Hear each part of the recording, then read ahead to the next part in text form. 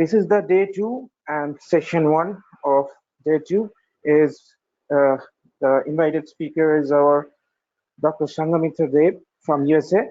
And before handing it over to our honorable speaker, I would like to request our honorable program chair to kindly introduce about Dr. Sanghamitra Deb, and then we will proceed with the session of Professor Deb. Thank you.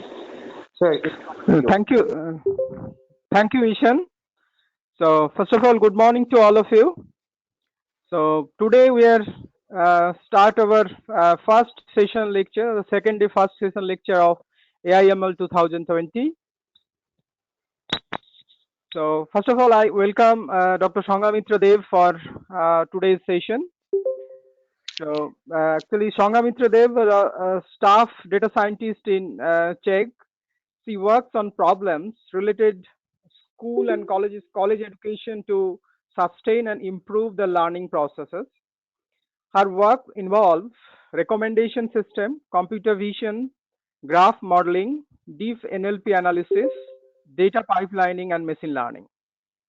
Previously, Dr. Deb was a data scientist at Accenture, where she worked on a wide variety of problems related to data modeling, architecture, and visual storytelling. She was a Python programmer for more than 1 decade. She mentors junior data scientists at her current organization and coaches students from various fields of transition into data science. Sanghamitra enjoys addressing technical and non-technical audience at conferences and encourages women into joining teach careers. She is passionate about diversity and has organized women in data science meetups.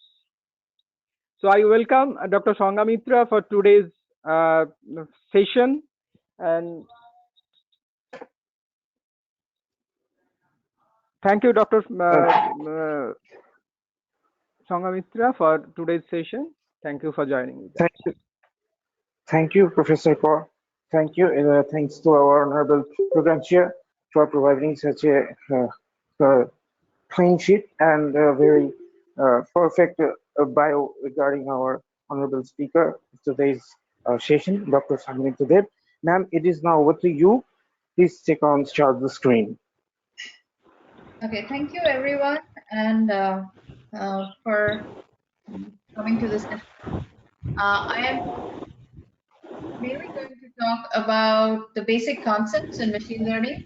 And by the end of the talk, what I expect is you would be able to pick up some data set and work through a problem and be able to get to a solution if you already have not done so. So next slide. So this is the outline of my talk. I will introduce machine learning, go into types of learning, go into details of modeling. I will also talk about feature engineering and real-world examples. Depending on how much time I have, I might skip 1 or 2 of the topics here. And the other thing I would like to mention is that I will wait after like some amount of time and accept questions to make sure that you understand the concepts. Next slide. So what is machine learning? So learning in itself is the process of improving performance based on experience or based on examples that you have seen. One very good example is how a child learns. So a child might want to touch every object that they see in front of them. And even if you tell them that this is like very hot, don't touch it, the child will inevitably touch it until they touch something hot for their hand, and then they learn, okay, that is hot, I should not touch it. So that is like the process of learning. And machine learning is a process where you actually teach computers to learn from examples that you provide to the computers. Next slide. The next question you might ask is why use machine learning at all? Like, we are human beings, we are very intelligent and smart species. We can learn at different circumstances. Why do we even need machines? So in some cases, human expertise may not be available. Examples are space expeditions or the center of volcanoes or other places where humans basically cannot reach. Sometimes it's not always explicable. One of them is speech translation. One, we have loads and loads of content in different languages, and very often we need them translated. That's also not a very scalable process to use humans to do it. And then information needs to be personalized, so every human being needs like a different approach. Some examples are education, medicine, where this can become very important. And most importantly, in domains with huge amounts of data, where it's just not scalable to get a human and do, like, for instance, if you wanted to watch movies, it's not possible to hire humans, find out whatever you like, and then show you movies and get one human per person. So that's one of the reasons why we do machine learning. Next slide. And here I wanted to point out some of the applications. Education is definitely like one of the fields where this is a field that I work on, and it is a space where AI and machine learning is definitely changing course, and a lot of teaching is becoming automated, a lot of learning is becoming automated. Healthcare, where you have like personalized medicine. One very nice example in healthcare is there are a lot of clinical trials that go on with specific drugs that are given to certain individuals, and then the effects are measured. And very often drugs show side effects that are not necessarily harmful, but that could be a treatment to something else. So one good space of using machine learning in healthcare is to do automated learnings from huge corpuses of clinical trials.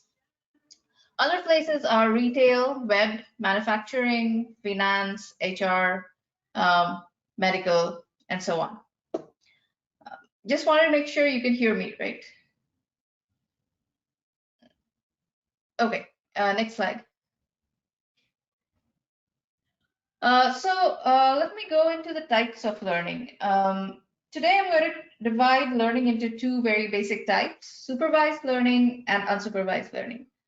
So supervised learning is a domain where basically learning happens from examples or training data, which may be available in the form of human annotations or user interactions. Typically your data, thank you. Typically your data contains features that are correlated with the outcome. There is a model that learns from these examples, and the goal of the model is to predict future behavior.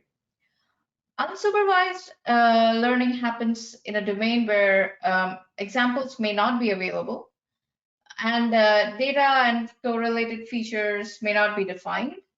And this basically happens in domains where you have a huge amount of data, but your problem might not even be defined at that point. So for supervised machine learning, it has to be something that you're trying to predict. Either it's user click, or the amount of time a user spends on a certain piece of content. Very often unsupervised machine learning is used where you just have data and you haven't reached the point where you have decided what you want to optimize for. It's also used for data exploration and learning about inherent patterns in your data. Next slide. And here is like an outline of what I will go through. So I will talk about linear regression, and then I will talk about classification, where I'll mainly talk about logistic regression and decision trees. I have found some other models as well, which are commonly used in these spaces, but I will not have time to talk about them today. And in the unsupervised space, I'll mainly talk about k-means, and then also similarity-based results, which are very often used in different products. Transfer learning is also another area in unsupervised learning, but I will not go into it. Next slide.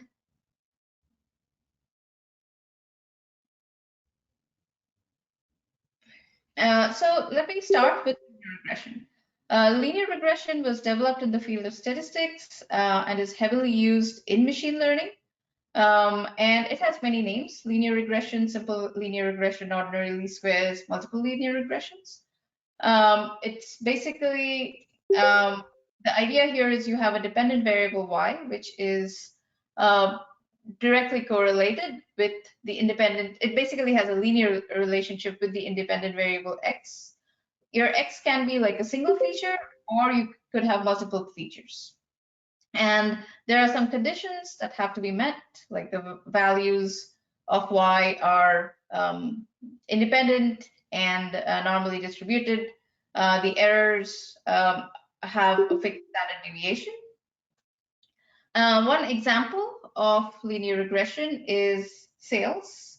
So here, like in this particular example, like there's a company that is trying to, like, the company's advertising spend on radio, TV, and newspapers, and they're trying to predict sales from it. So here the three features are radio, TV, and newspaper newspaper spends, and then you can combine them with different coefficients to get the sales. And your machine learning problem is to learn these coefficients. Next slide.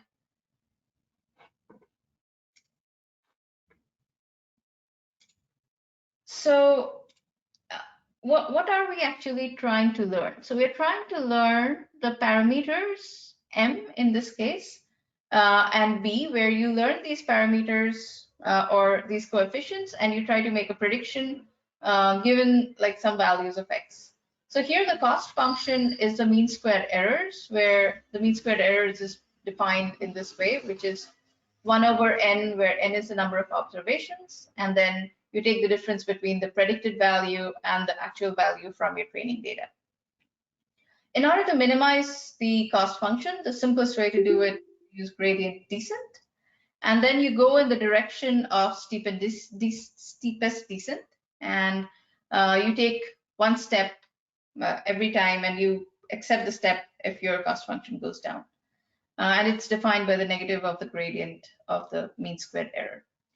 One of the important features here is the learning rate. So this is something that's typically input by the user, and there are like two domains where a high learning rate and a low learning rate.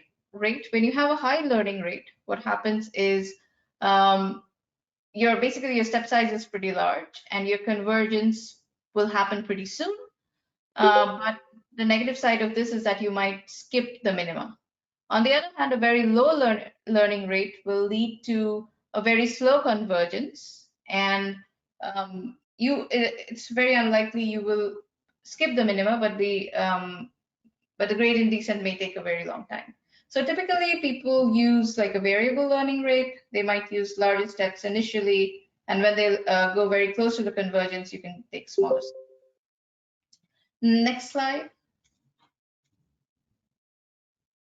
So here I just wanted to show a very basic function that does the ordinary least squares computation for this cost function. And you can see like the derivatives are calculated in M derive and B derive, and then and each parameter is updated with the derivative.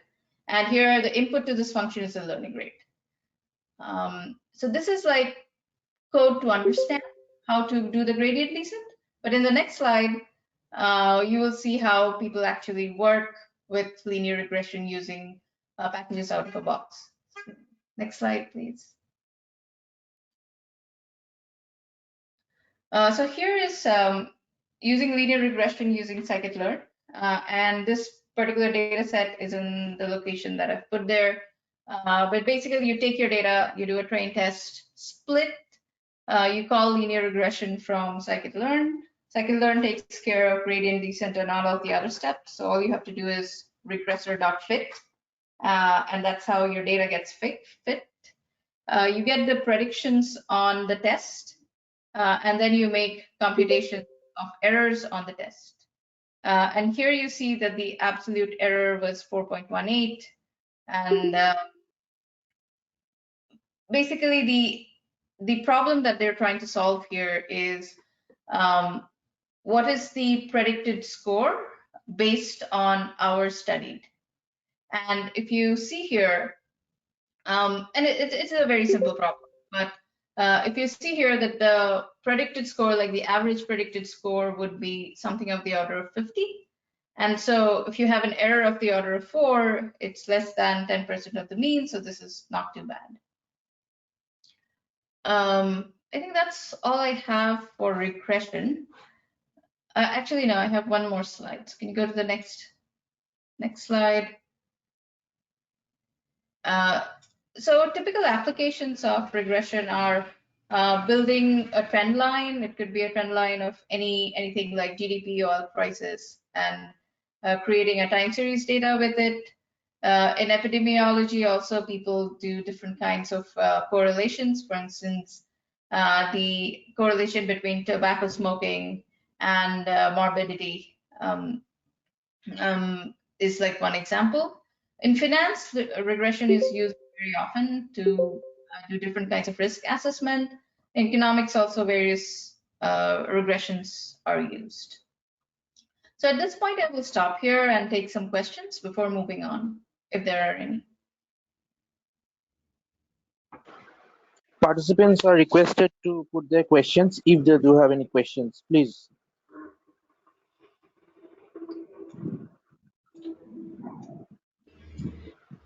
Professor Paul, if possible, allow everyone so that they can come in and ask directly the questions to our honorable speaker. You can also Everyone can unmute their mic, okay?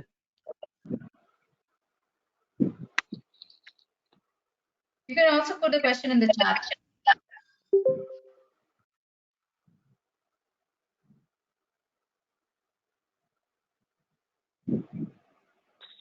Maybe the questions in the chat box. Please continue. Okay. So yeah, so the next slide is on classification. So can we go to the next slide?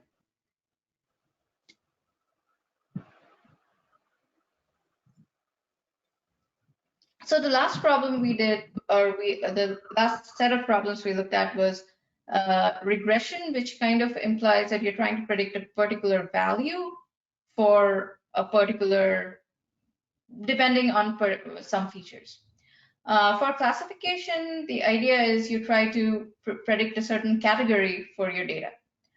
So the example of binary classification is ratings. For instance, you have you show a movie or you order food, and you have the users have the option of rating the content as thumbs up or thumbs down.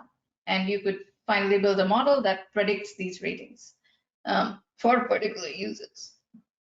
You could have multi-class classification where ratings might not just be thumbs up or thumbs down, it could be any of 1, 2, 3, 4, 5. And then you could also have multi-class and multi-labeled classification, which means a piece of content could belong to multiple classes. One example is, let's say you have a question in statistics, and you have a question that is on binomial distribution. Now, binomial distribution also belongs to probability. It also belongs to discrete probability distributions. So basically, one piece of content could have multiple tags associated. That's where you have multi-label or multi-class classifications. So these are some examples. Let's go to next slide.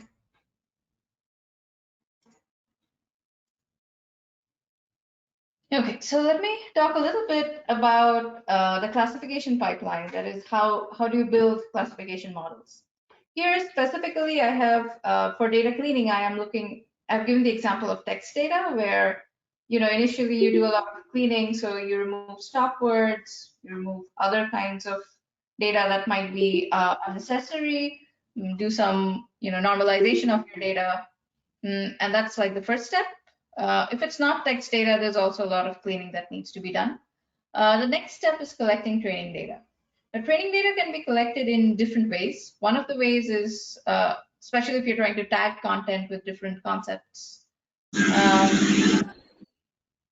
it can be collected with the help of subject matter experts, where you can ask them, does this movie belong to the genre of romance, or does this movie belong to the genre of horror? So they can give you the tags. Sometimes training data can also be collected through user interactions. So if you're trying to predict, will this user watch the movie? The best way to collect that training data is to look at the user's past and see which data the user has clicked on. And it's very important to make sure that there is a good training data collection pipeline, because model performance is always directly dependent on the quality of the training data.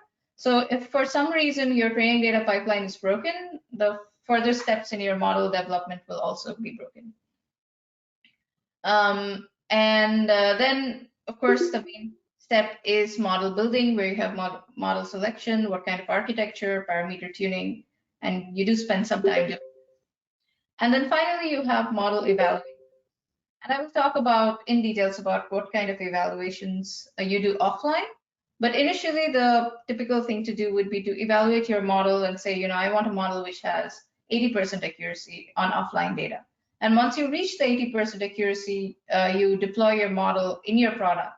And then you collect user feedback to figure out, if users actually like the model that you have built. So that's like a typical cycle. And basically, when you collect user data, you can also go back and repeat these steps and improve your model. Next slide.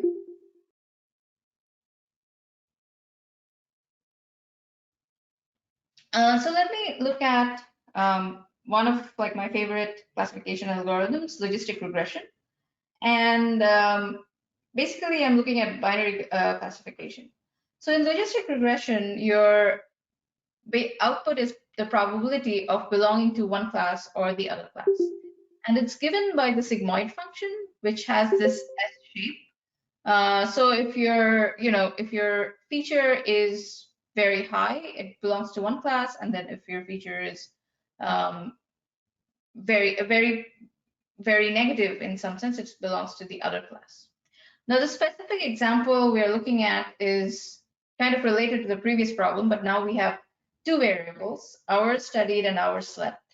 And then what we're trying to predict is, did the student pass the examination or did the student fail the examination? And again, this is a very simple model. In reality, apart from slept and studied, there are other factors as well. So basically, you have this linear function, which is W0 plus W1 hours studied plus W2 hours slept. And then you put this function into the sigmoid function, and you get the prediction for each of the classes. So this is how it works. Next slide.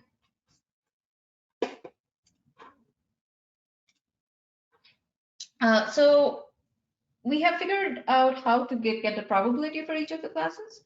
But now, how does the cost function work for logistic regression? So this is a little different, or quite different, from the linear regression case.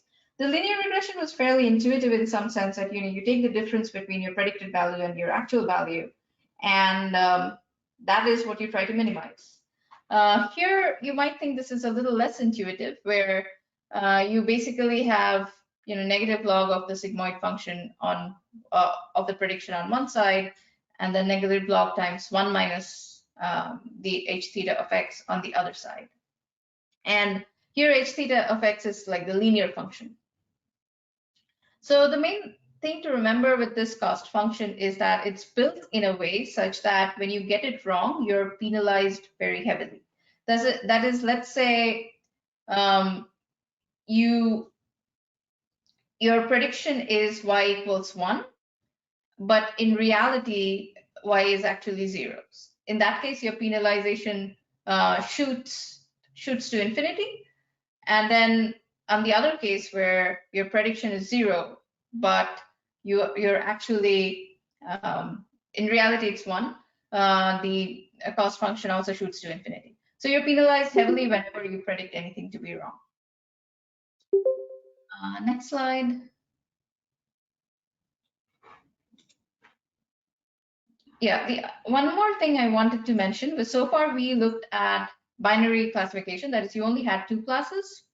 In principle, you could have any number of classes, and it just generalizes to the logistic or multinomial logistic or softmax function. And the main thing to remember here is that this is just like the generalization from the sigmoid function, and it works, or it is necessary because you have these multiple set of categories that you need to predict on. Let me move to the next slide.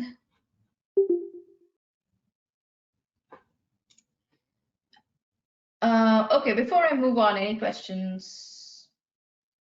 I don't see any. So okay, I will move on. So now I'm going to talk about regularization, and this is a fairly important concept. What the job of regularization is to prevent overfitting or prevent the model from fitting to the noise in the data. So typically your data will have noise, and there will be like peculiarities that you don't want to fit to. In some sense, you want to smooth over the noise. So what is done is a term is added to the cost function, which is of this form, like which has this amplitude of lambda. And then there are, like, I'm talking about two different types of regularization here. One is the L1 regularization, which is the absolute value of the coefficients of the parameters, and the other case is the L2 regularization, which is the square of the coefficients. So in these two cases, what happens is when the model starts fitting to the data very closely,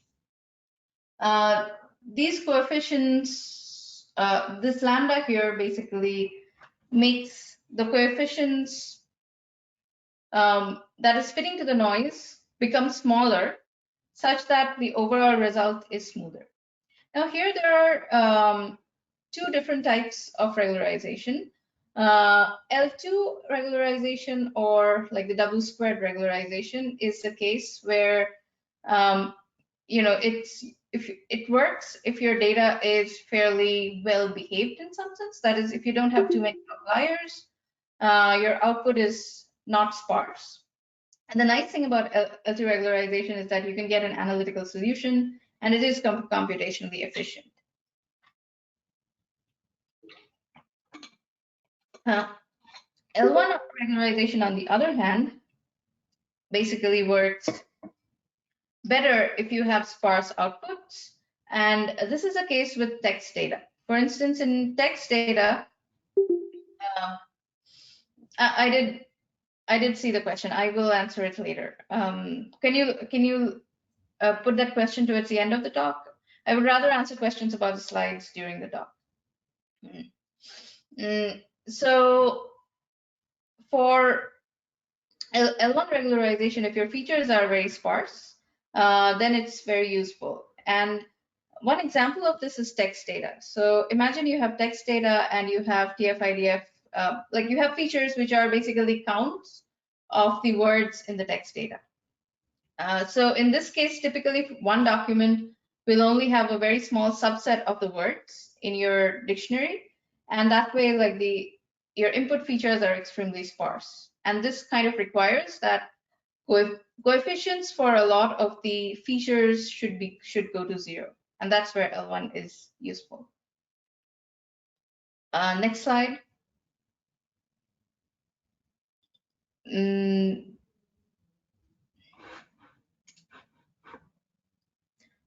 Yeah, so this is also something you might think that it's kind of trivial, but it's important to know how to break your data down properly so that you have enough control on all of the knobs related to performance of your model. So I will highly advise to break the data into 3 different sets: the training data, which is the maximum amount of your data, a test set, and a validation set. Now, I have been asked in the past that do you need both the test set and the validation set? And the answer is yes, it is good practice to have both the test set and the validation set. So how do you use them? So the idea is you train your model on your training data, and then you look at the performance on the validation data. And based on the validation based on the performance in the validation data, you tune the knobs of your model. That is, you tune the parameters. And then you optimize it on the validation data. This process goes on through several iterations. And once you have the results of that process, finally, you save the model, and then you do the prediction on the test data. So this way, the final numbers you have on the metrics will be on the test data that the model has never seen. And that way, everything is very well separated. I see a question. Can you specify a particular problem where regression and classification both are options to use? If it is possible, which one would be preferable then? So typically, regression is used when you're trying to predict a number in some sense. So let's say, so these days, online grocery shopping has become very popular, and I've seen some sites in India as well, like Big Basket. So let's say you're a company like Big Basket, and you want to figure out how long it takes your shoppers to fill in, to go to a store and fill in all the grocery items they need. So this could be, like 18 minutes, 20 minutes, 25 minutes. And so these are numbers you're trying to predict. And in this case, regression would be quite advisable. On the other hand, you might also want to know, does it take, does this grocery shopping take very low amount of time, medium amount of time, or very large amount of time? And you can define your categories, like anything less than 15 minutes is low, 15 minutes to half an hour is medium amount of time, and then greater than half an hour is a very large amount of time. And in that case, you can take the same problem and cast it into a classification problem. Typically, classification problems are easier than regression problems, because in regression, you're trying to predict an exact number, whereas in classification, you're trying to predict a range. And in practice, I prefer casting my problem into a classification problem if possible. In some cases, predicting the exact number is very important. And in that case, regression is the direction you have to take. Next slide. Or does that answer the question?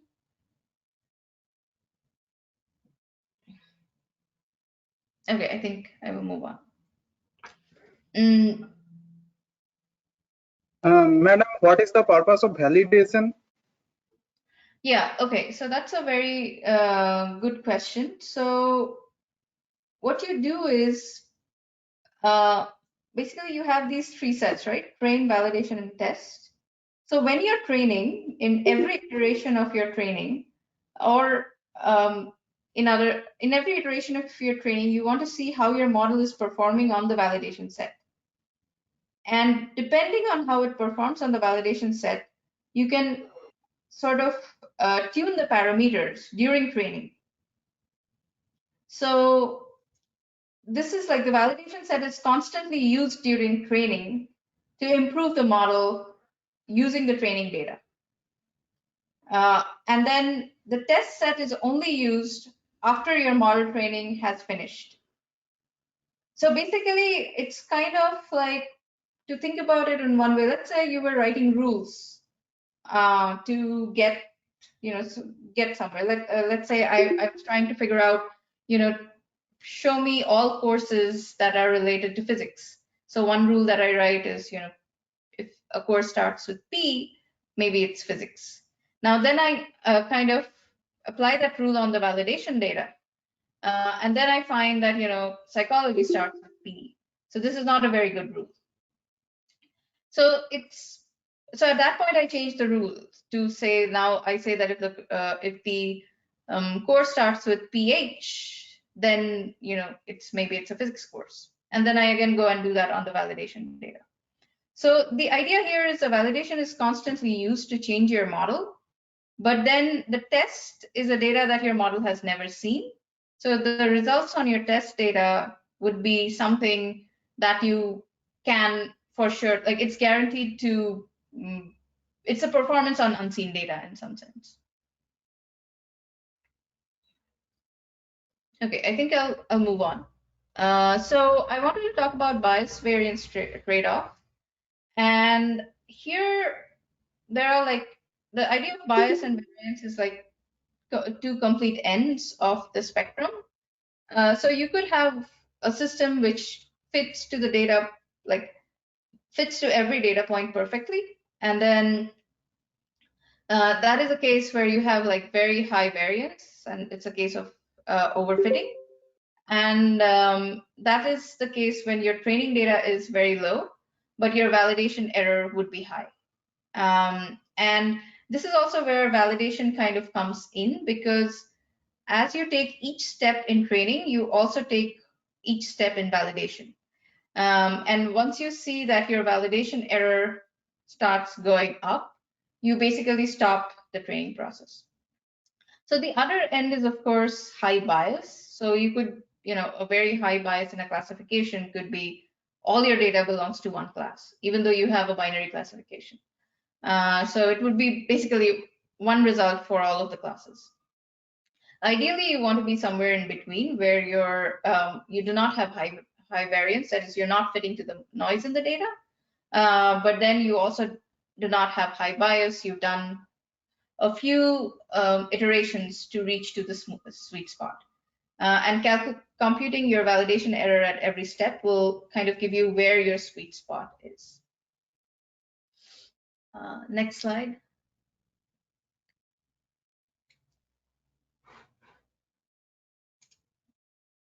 Okay, the next thing I wanted to talk about was decision tree. So I'm on slide 21, and I think I don't have a lot of time. Anyway, let me go on, and I'll decide towards the end what I would skip. So a decision tree is a process where basically you ask certain questions and reach certain conclusions. So let's say you're trying to predict, is the person fit? And you have these like different variables. You have age, you have eats a lot of pizzas, exercises in the morning. These are the three features that you have. So you ask age less than 30, you have yes and no. If it's yes, then you have eats a lot of pizzas. And if you have yes, then you say the person is unfit. And then if you say no, the person is fit. And again, this is a very simple model, but you get the idea. Similarly, if the age was greater than 30 and the person exercised in the morning, then the person is also deemed as fit. So the nice thing about the decision tree is that the results are interpretable. Like from this decision tree, you can say why someone is fit or not. It works for both numerical and categorical data and does not require feature transformation. So basically, you could have numerical like age and then eats a lot of pizzas, yes and no kind of data, and it would still work.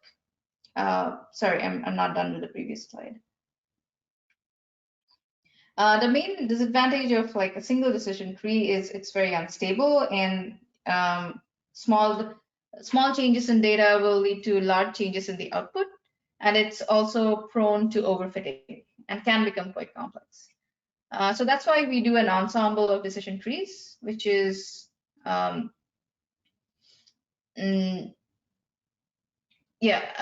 next slide. So this is an example of an ensemble of decision trees, and they are like n slightly differently trained decision trees, which are trained on a different set of features. So the data set is divided subsamples in the feature space. And then for every prediction, majority voting is taken. So let's say you take like one subset of features, and that feature predicts that this piece of data belongs to class C. Then you take another subset, it belongs to class D. Another, it says class B, and the third one, it says class C. Here, the majority vote is, so you kind of get the final class. So this works better because you're kind of averaging over a lot of the trees, and you are not fitting to individual tree noises. And some of the important techniques in the regularization here, actually, next slide. So the reason overfitting happens in decision trees is that you can keep breaking the decision tree down until you're down to two sets of data, and you're still saying, is this greater than something, is this less than something? So some ways of regularization are limiting the tree depth, pruning the tree in different parts, and then penalizing selection of new features if they do not produce new gain. And also like having stricter stopping criteria and when to split a node. That is, you split a node, but if overall in your data there is not much gain, then don't split that node. Another thing that is like a direct result of the regular or of decision trees is it gives you the importance of features as one of the outputs. And that is a really nice feature, but it's also important to remember that that value should not be taken at it should not be taken at face value. So there is bias towards features that have more categories. So let's say you have one feature that has 10 categories, another feature that has 2 categories. The one that has 10 categories will typically show up more because of the splits in the decision trees, and the algorithm will tend to say that's the most important feature.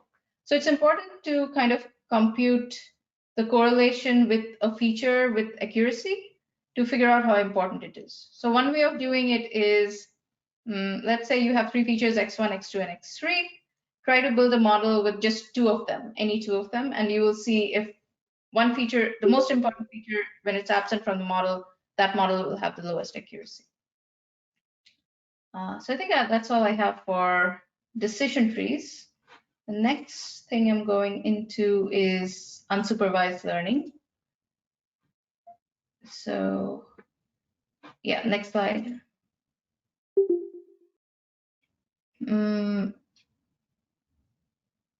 So before I go on, are there any questions? Madam, and just you have told that in decision tree there are actually in which actually you are classifying the samples actually. In which basis you are actually predicting the value? Is it probability? Sorry, I did not understand your question. Can you repeat that? Actually, just to go back to some previous slides at the time of sample classification. Do you mean on logistic regression or?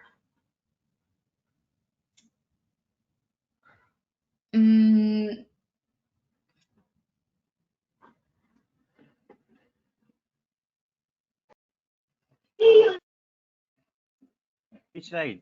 This slide. Hello? Yeah. This slide. Actually, here you are classifying N1 features, N2 features, N3, N4. So majority voting will be in which respect?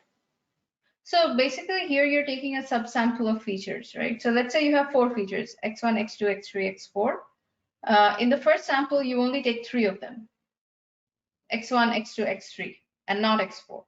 And in the next one, you take another 3 of them.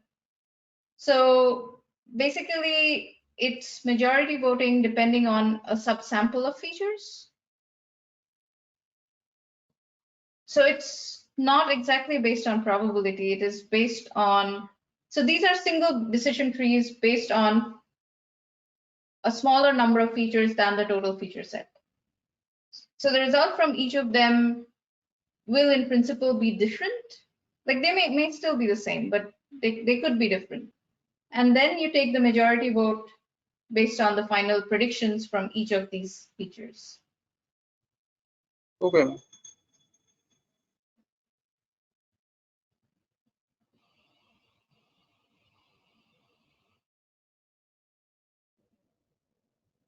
Okay, I will move on. So the next thing Hello, I'll talk ma'am. about. Any more questions? Hello. Yeah, I have one question. That is, if you'd like to classify by applying any kind of classifier, then which ratio will just split the dataset into training, test, and validation? Is there any fixed rule for doing so? Okay, yeah, so sorry, I did see that question. So there is no fixed rule. It depends on your data size. But you want your validation and your test set to have a good representation of your entire data. But the other thing to keep in mind is also that your training data, you should have enough training data as well. So something like I do it as like a basic rule is that, you know, my validation and test data should at least have 100 data points. And my training data, I mean, and I'm saying 100 in a very offhand way. So let's say I have 5 different classes, and for each of the class, I'm looking for 100 data points belonging to each of the classes. And that's like my minimum, like the smallest number that I would do. So the 80-20 rule always doesn't work quite well, because sometimes you may not have enough data to break up into 80 and 20. So if you have enough training data, yes, you can break up your data into 80, 10, 10, and that works. Although sometimes you might not have enough data. In some cases, you might also have a very large amount of data, and 5% of the data might be enough for validation. And that's because, you know, you want your computations to happen faster. So it sort of depends on the problem that you're trying to solve, the amount of data you have. So if you take a lot of the data out of your training set and put it into your test and validation, your training might not have enough data. So yeah, it depends on the problem. Most of your data should be your training data, but your validation and test data should have representative patterns of your data set.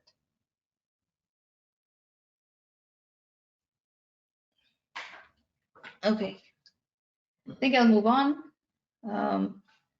So it's actually 9:23 right now. I will ask, should I skip over unsupervised learning and move into metrics, performance metrics? Because that will make the supervised part more complete. I think Yes, yes, madam. Maybe you can proceed, because performance matrix part is very important. okay, so let's move on to slide 30.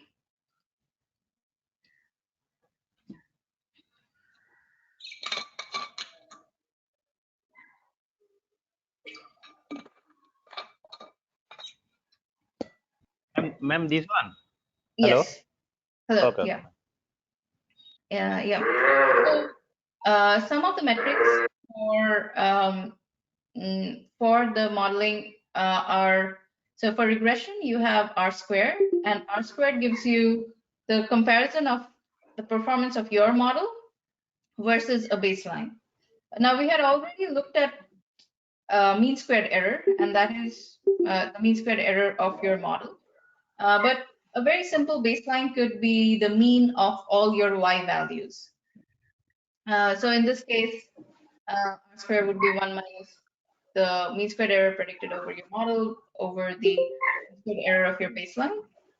And this is fine. The only issue with this model is that if you have 2 models, one with more features and one with less features, then R-squared will be lower for the one with more features. And that's overall not fair. And that's why we have adjusted R-squared, which takes of the number of features, and that is a better metric to use for regression.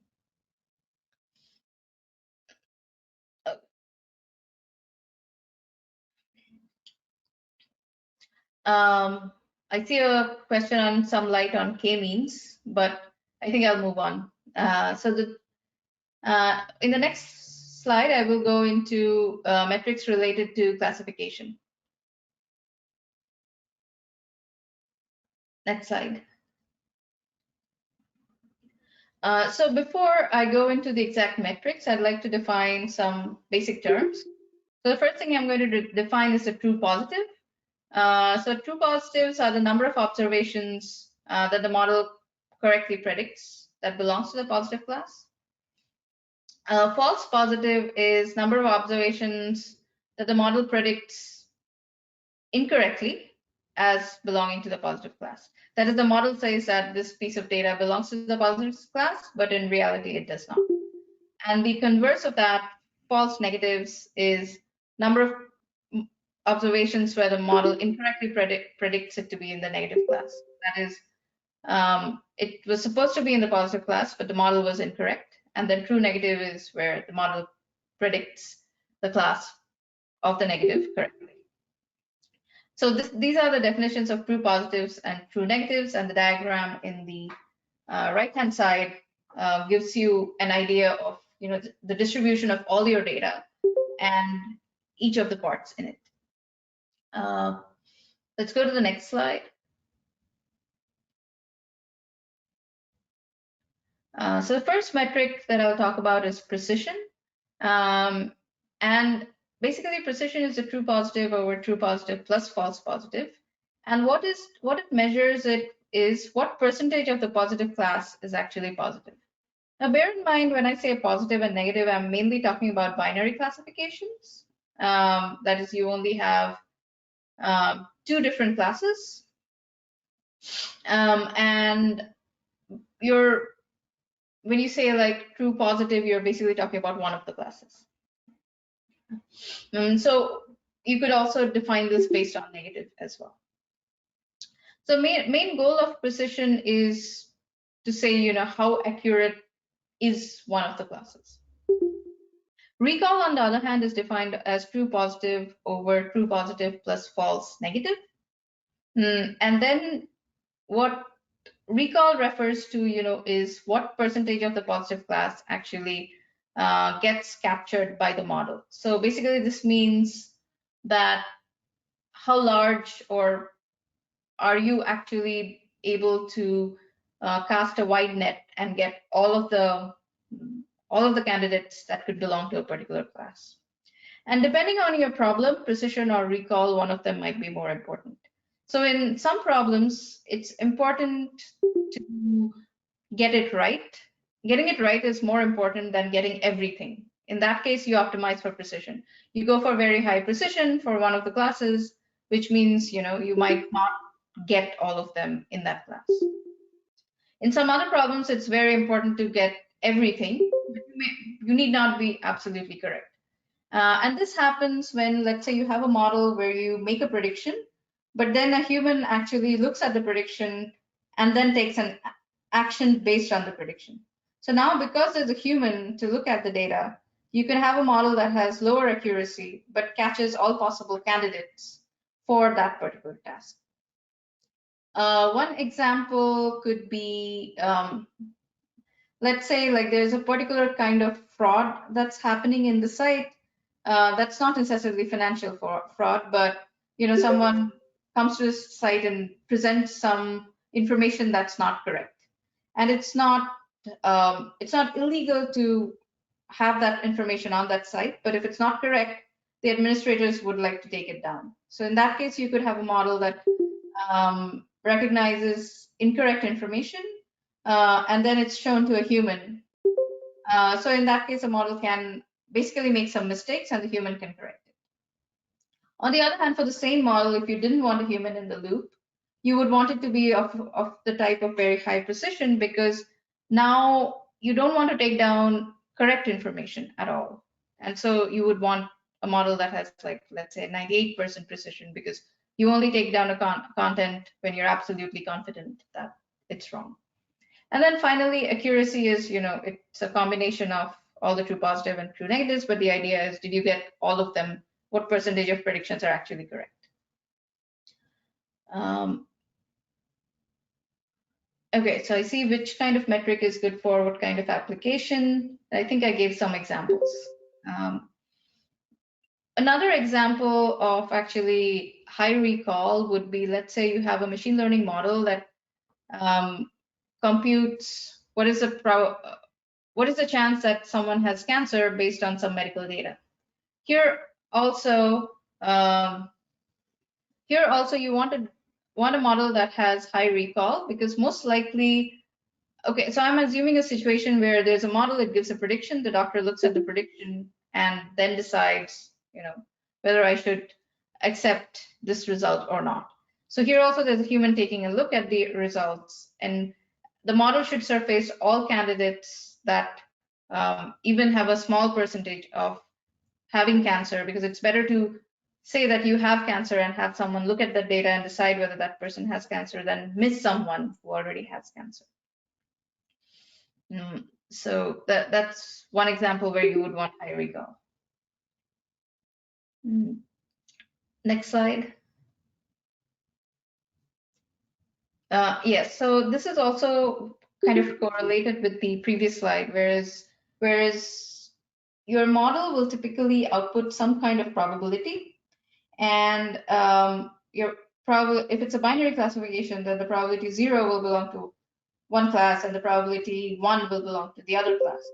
So let's say your model says the probability of getting class 1 is 0.9, and you accept that result. However, in some cases, your model might say the probability of belonging to class 1 is 0.6. And what that means is that, at this point, the model is unsure that it is actually class 1. So you could decide that you will not accept the model's output unless it's absolutely sure. So there could be this zone of 0.3 to 0.7 where you decide that the model doesn't work. And for that data, you just have no results. And so if you want very high precision, one way to do is to get it at the cost of coverage. And this is very useful in some problems, especially if you don't have a human to look at the data, and at the same time you want very high precision, then basically you can do sacrifices on coverage and get the results. Next slide.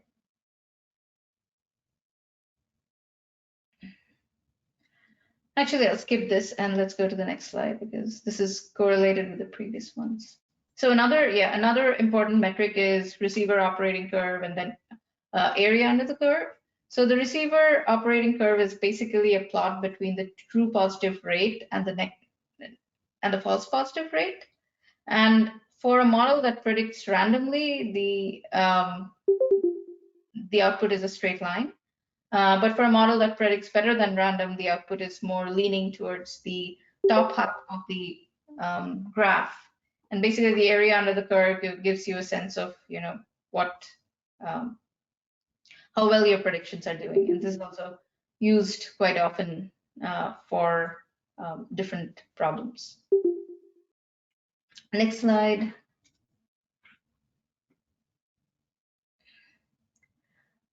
Okay, so it's nearly 9:34.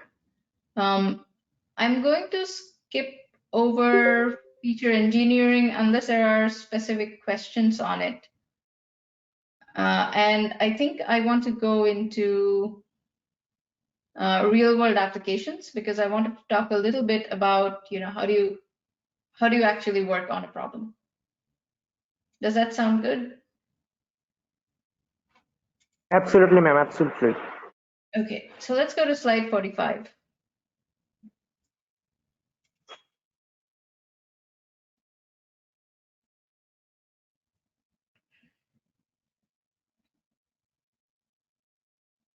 Okay, so typically when you start a project, you will, especially if you're working in solving a problem related to product, you will not have training data, or your data will not be divided in this form where you have these other features. This is what you're trying to predict.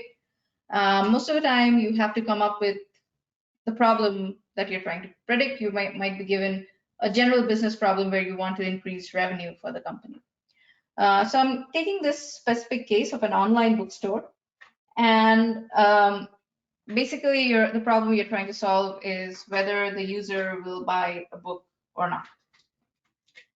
So how do you go about solving this problem? So let's go to the next slide.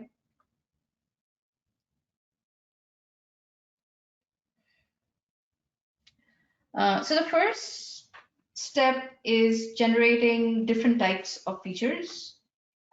So the content that we have are books.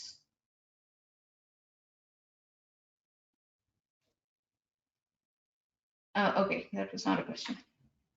So the contents of your of this site are books. So books have a lot of features, right? What kind of genre does it belong to? What subject? What type of level? Is it a beginner? Is it an intermediate? Is it advanced? Then you could have different kinds of popularity scores. Some books might become more popular at a certain amount of time. You could do it in different ways. One simple way of looking at it could be what is the total click score on that book over the last 7 days, over the last 14 days. Price, length of the book. Price is generally a very important feature. So these are your features of the books. And you have to do like some data analysis to actually extract these features. The other set of features, the next set you're going to look at are user features. And here you could have different tags. Also, like, these are the topics or concepts that the user usually works on. And then, does the user like, again, the same features like beginner, intermediate? Is the user very active right now? Would be the view score. And then for users, time of the day, when do they become active? Price category, do they buy more expensive books or cheaper books? So that that would also be an important features. And then you could also have book user features. So, number of times this user has viewed this book in the past so many days. Has the user already bought the book? Most likely they will not buy the book in that case. And then maybe other features like number of views from the same author, or number of views in the same genre in some sense. Let's say somebody is looking at a book on baking bread, then probably that becomes a feature, is that this person is looking at baking. So that will be important. So now you have all of these features. You use these features to build a model to predict something. So what should your response variable be? So next slide.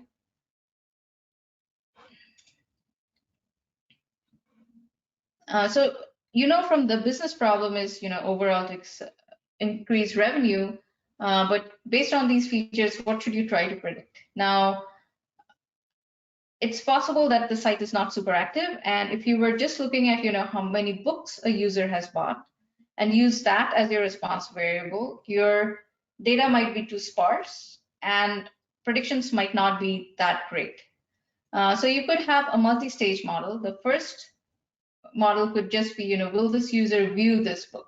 They don't need to necessarily buy it. Will they view it, or will they click it? And then the second model would be that once model one says that they would view it, from that view date, from that output and some more features, can you predict whether the user will buy it or not?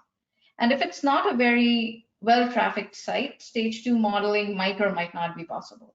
But even view modeling can be a pretty good place to start. And in this particular case, there's a mix of categorical and numerical features. So using a decision tree and an ensemble decision tree would make the most sense. So next slide.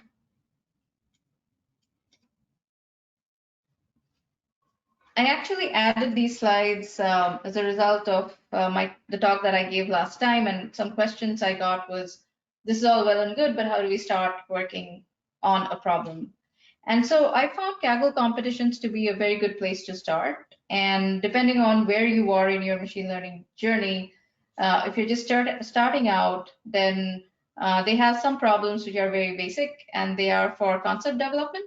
And even I still solve these problems sometimes when I'm trying to work on a new modeling problem. So it's important to solve these, and these are like good gold data sets in some sense. And the next step could be talking to, so next slide.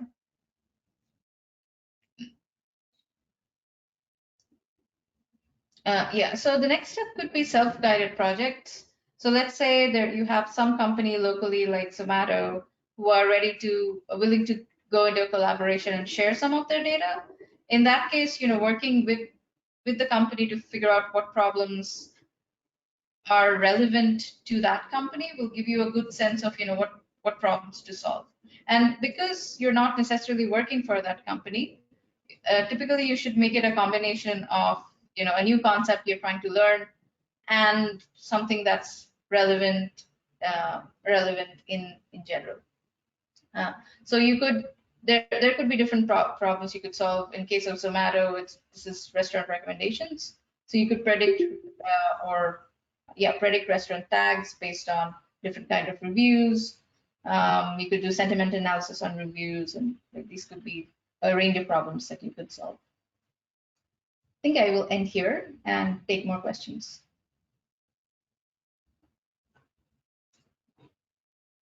Thank you, ma'am. And participants are requested to please ask questions. You can ask directly to our speaker.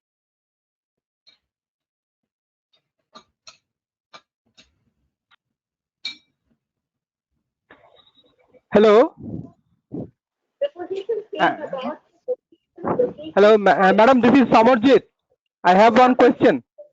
Yes. Hello.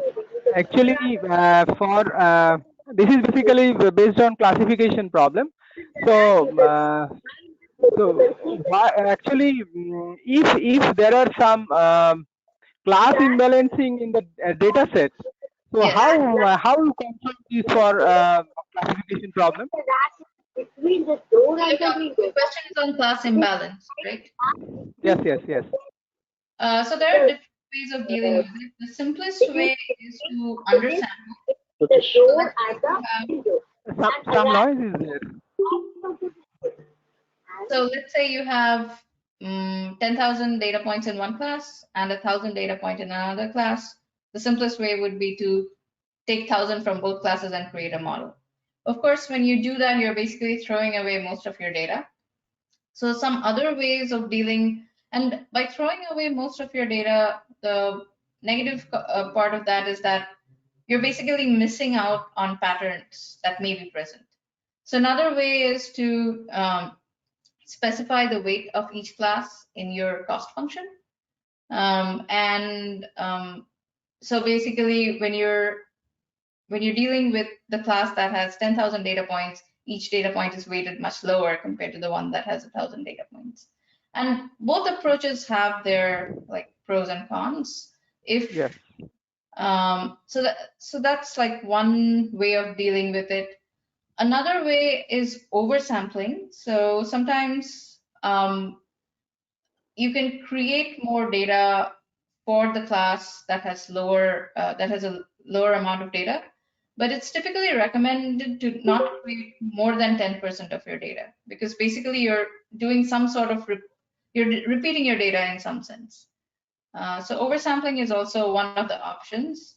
And of course, you could go and collect more data for the class that has lower data. So that's also one of the options. Thank you.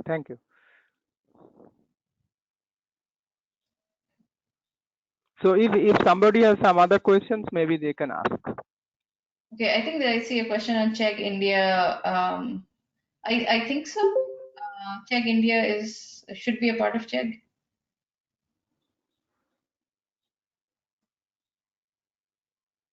Hello, Eshan. Yes, sir. Yes, sir. Any participants have any other questions? I just put the fact I've just put in the chat box that if they have any questions they can ask, because ma'am is running out of time and she has to leave now. Yeah. So till now no questions is there, and they can unmute themselves. They can ask directly. So I don't know. Hello. Okay, ma'am, okay. I have one question. Like that in order to just run some kind of multi-layered CNN in the deep learning architecture, we require the GPU concept. So is there any way to hire the GPU like that? I would like to say that can I run in kind of a cloud server the GPU, or just implement that CNN multi-layered architectures? So you're talking about, are there any GPU computations available? Yeah. GPU based for GPU based computations. Yeah, I'm not totally sure about this. So I know Google Colab gives some computation for personal accounts, but I don't know how well it works and how powerful those GPUs, or what do you get for free. So Google Colab is one of the options. Is there any other free platform for the GPU usage? What platform? Free. I think the Google Colab is a paid one. It's providing service. I think Google Colab also has a free part, but that may not be very powerful. I don't think so.